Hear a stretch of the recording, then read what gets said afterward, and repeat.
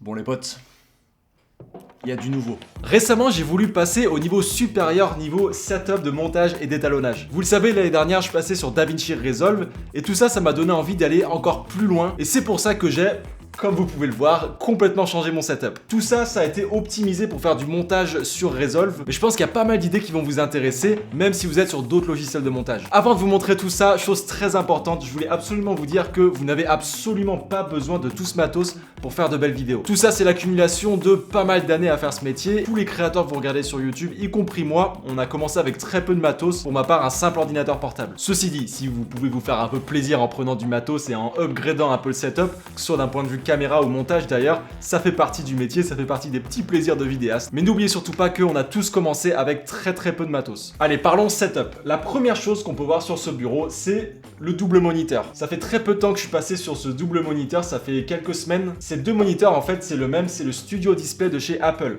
Donc celui-là, celui de gauche, ça fait plus de 2 ans que je l'ai, donc j'étais sur un seul moniteur à la base. Pourquoi j'adore ce moniteur et pourquoi j'en ai pris deux du coup? Première raison, c'est la reproduction des couleurs. Ce sont exactement les mêmes couleurs que sur mon MacBook Pro, donc d'un point de vue étalonnage, c'est hyper confortable de savoir que je vais pas avoir de mauvaises surprises. On connaît tous justement ces mauvaises surprises avec certains moniteurs qui ont des couleurs qui sont beaucoup plus chaudes ou qui sont légèrement différentes. C'est possible d'étalonner ces écrans, mais voilà, moi j'ai voulu le confort de faire confiance à la technologie, je l'achète, je sais que les couleurs sont bonnes, donc ça j'adore. Deuxième chose que j'aime beaucoup, c'est la taille. Il n'existe qu'un seul modèle, et la taille unique c'est un 27 pouces. 27 pouces, je trouve ça assez confortable, en tout cas pour ma taille de bureau, etc. Ça me convient très bien. Quand je branche le moniteur à mon ordinateur, il recharge aussi mon ordinateur, parce que l'écran est branché sur une prise de courant, donc ça m'évite de devoir recharger mon ordinateur en plus. Et donc comme je vous l'ai dit très récemment, j'ai acheté un deuxième Studio Display. Alors pourquoi j'en ai acheté un deuxième? Tout simplement, surtout pour la partie colo en fait. Généralement mon workflow quand je fais du montage, c'est que j'ai ma timeline, j'ai mon logiciel DaVinci qui est sur mon écran de gauche, et à droite, à tout moment, j'ai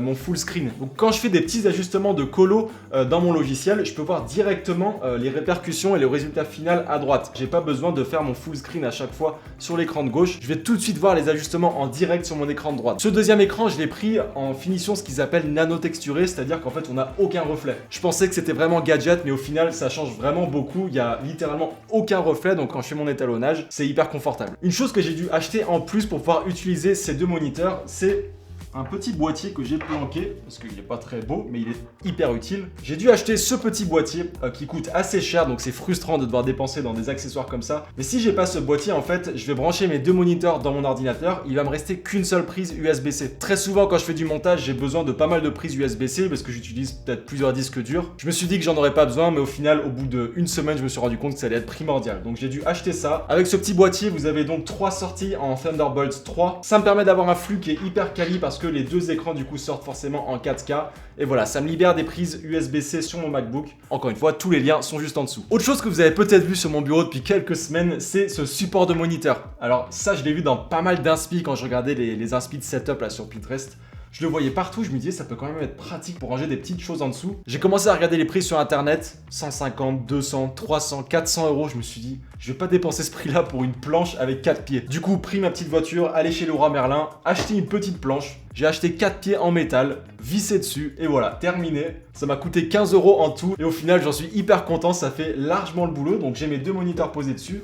Et comme je vous l'ai dit, là, je peux ranger tous les différents claviers. Ça libère de la place sur le bureau. Ça ajoute un vrai truc et honnêtement, bah, si vous construisez vous-même, c'est vraiment pas cher. Allez, on va passer maintenant à deux éléments de mon setup qui sont tout nouveaux. Je les ai reçus il y a quelques mois et aujourd'hui, ils font pleinement partie de mon processus de montage. Le premier élément, c'est le Speed Editor. Certains d'entre vous connaissent peut-être ce fameux Speed Editor. C'est un clavier qui a été conçu par Blackmagic, donc pour DaVinci Resolve, qui va nous être ultra pratique pour la partie dérochage. Pour vous faire un petit tour rapide de ce Speed Editor, vous allez voir qu'on va retrouver plusieurs blocs. Donc chaque bloc a des missions bien particulières.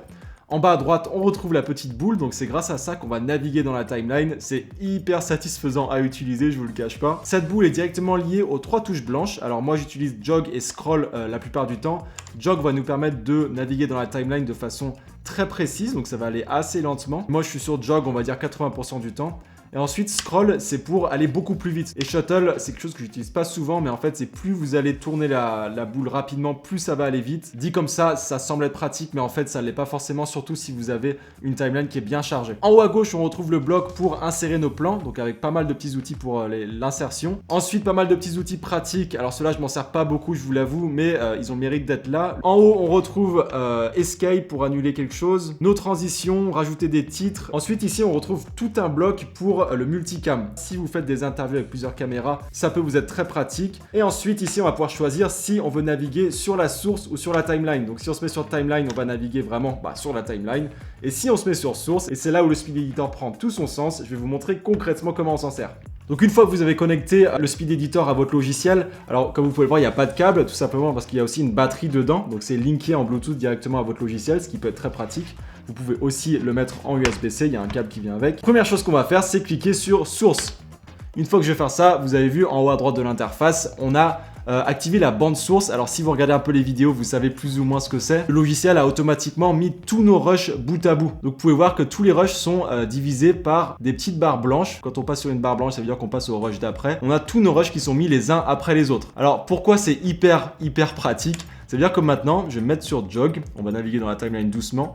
Je vais avancer un petit peu, me mettre au moment qui m'intéresse, juste ici, et je vais cliquer sur In, Out et Append. Voilà, là ça a glissé mon premier plan. Ensuite, je continue à partir. On va passer, voilà, juste ici. Je mets mon In, je mets mon Out, Append. Et voilà, et je continue. Ensuite, par exemple, je peux retourner sur ma timeline. Donc, je vais cliquer sur Timeline. Si mon timing n'est pas forcément parfait sur ce plan-là, je peux rester appuyé sur Trim In et modifier mon point d'entrée un petit peu. Tout ça pour vous dire que c'est grâce à Source et Timeline qu'on va pouvoir choisir si on veut naviguer dans la timeline ou dans notre source. Vous avez vu, j'ai bien activé uniquement la vidéo, donc j'ai pas l'audio qui est importé parce que là j'ai pas besoin de mon audio. Je retourne dans ma source, ça m'intéresse. Peut-être que celui-là on peut le placer au-dessus. Généralement moi quand je fais des montages qui sont un peu complexes, en haut à gauche j'ai tendance à faire différents chutiers, donc je peux faire un premier chutier uniquement avec mon Fastcam par exemple, un deuxième chutier avec mes plans B-roll, mes plans d'illustration, un troisième chutier avec mes plans drone, et c'est ensuite que je vais cliquer sur la source. Comme ça, quand vous naviguez dans votre bande source, vous avez différentes catégories de plans et vous mélangez pas tout dans votre dérush. Donc je vous recommande d'organiser un maximum vos rushs, ça va vous permettre d'être beaucoup plus organisé dans votre partie des rushs. On va maintenant passer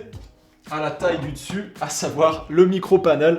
Le fameux micro-panel lui aussi de chez Blackmagic. Ça va nous servir uniquement pour la partie étalonnage. Je vais le reposer parce qu'il pèse son poids, le petit bonhomme. Globalement, il n'est pas hyper compliqué à comprendre ce micro-panel. C'est ça que j'aime beaucoup aussi, c'est qu'il n'y a pas 15 milliards de boutons. Les trois premières choses qu'on peut voir, et je pense que c'est ça que vous êtes en train de regarder, c'est ces trois boules. Alors, les trois boules correspondent à notre lift, gamma et gain dans le logiciel de montage. Ici, si je viens tourner cette petite bague, on est en train de modifier directement la luminance de notre lift, donc de nos basses lumières. Je peux me remettre en 0 en cliquant sur All. Ici, on va modifier du coup la luminance de nos tons moyens et notre gain, donc nos hautes lumières. Ensuite, on retrouve les boules, donc ça, hyper satisfaisant aussi à utiliser. Si vous regardez directement dans le lift en bas à gauche du logiciel, on peut voir qu'on est en train de modifier directement la couleur de nos basses lumières. En fait, si là je viens en bas à droite avec ma boule, je vais aller directement dans les tons bleus. Donc là, on va vraiment pouvoir choisir la teinte de nos tons moyens, de nos hautes lumières, etc.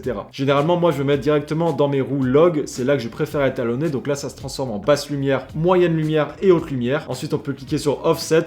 Et là, on va modifier vraiment l'offset, donc notre global. Ici, je vais pouvoir monter la luminance de tous mes niveaux. En haut, on a tout un tas de petits boutons. Donc ici, on va retrouver nos outils pour gérer notre contraste avec de la précision. Généralement, ce que j'ai tendance à faire, c'est d'ouvrir mon oscilloscope pour voir où j'en suis. Et en fait, c'est ici que je vais pouvoir modifier avec beaucoup de précision le contraste de tous mes tons. Donc là, je peux voir que je peux descendre dans mes noirs jusqu'ici. Après, j'aurai plus trop de détails. Je vais monter mes tons moyens et mes hautes lumières. Justement, vous avez un bouton contraste pour plus de simplicité. Ici, on va pouvoir booster un peu nos couleurs ou non. Gérer les ombres et les hautes lumières, notre saturation, notre hue, donc les teintes. Voilà, vraiment tout un tas de choses. Tout ça, généralement, c'est recommandé de le faire sur différents nœuds. Là, c'est vraiment pour vous montrer un peu tout ce qu'on peut faire avec ce clavier. Donc tout ça, je vais pouvoir justement supprimer tout ce que je viens de faire en cliquant sur Undo. Et comme vous pouvez le voir, on a un certain nombre de boutons en bas. Donc juste ici, on va retrouver un peu notre navigation dans les nœuds et notre navigation dans les clips aussi.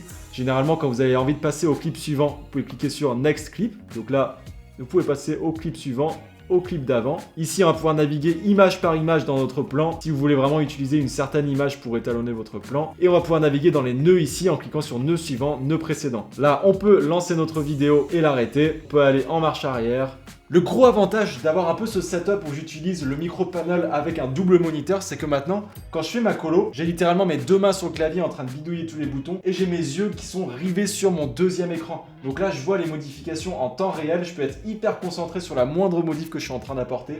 Je suis pas en train de regarder où est-ce que je suis en train de cliquer là pour après regarder les résultats. Là, j'ai littéralement mes mains dessus et je regarde juste mon deuxième moniteur.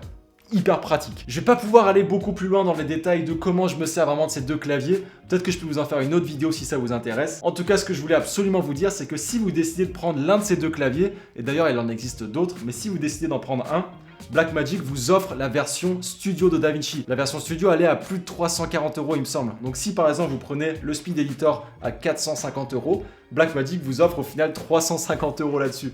Donc c'est quand même assez impressionnant. Je voulais juste vous le dire parce que je pense que ça peut en intéresser plus d'un. Encore une fois, les liens sont juste en dessous. Et le dernier outil que je voulais vous montrer, qui me sert beaucoup dans mes montages, forcément une bonne souris. Donc moi j'ai pris la Logitech MX Master il me semble. Ça par contre ça fait longtemps que je l'ai, ça doit faire 3 ans que je l'ai à peu près. Je vous recommande vraiment une souris comme ça, tout simplement parce qu'il y a pas mal de petits boutons à paramétrer. Celui dont je me sers le plus, c'est la molette sur le côté qui va pouvoir me servir à naviguer latéralement dans la timeline. Ça c'est ultra pratique. Je pense que vous êtes déjà nombreux à en avoir une, mais n'hésitez pas à vous prendre une souris un peu similaire à celle-ci qui va vous permettre de pouvoir personnaliser pas mal de boutons et au final de gagner beaucoup de temps. J'espère que cette petite vidéo vous aura plu et surtout qu'elle vous aura donné quelques petites idées pour votre setup à vous aussi. Si la vidéo vous a plu, n'hésitez pas à mettre le petit pouce bleu. C'est vrai que je le demande plus du tout à la fin de mes vidéos, mais sachez que ça aide énormément, ça me fait ultra plaisir. Ce qui me fait encore plus plaisir, c'est d'échanger avec vous dans les commentaires. Je vois que vous êtes de plus en plus nombreux. Merci énormément pour votre engagement. Moi, j'ai une question que j'ai dans la tête, c'est est-ce qu'on va réussir avant la fin de l'année à dépasser cette barre fatidique des 50 000 abonnés? Rien que le fait de dire le mot 50 000, ça me paraît irréel. Affaire à suivre. En tout cas, sachez que je vous prépare des choses. Je vous dis à la semaine prochaine, les potes. Prenez soin de vous. Ciao, ciao.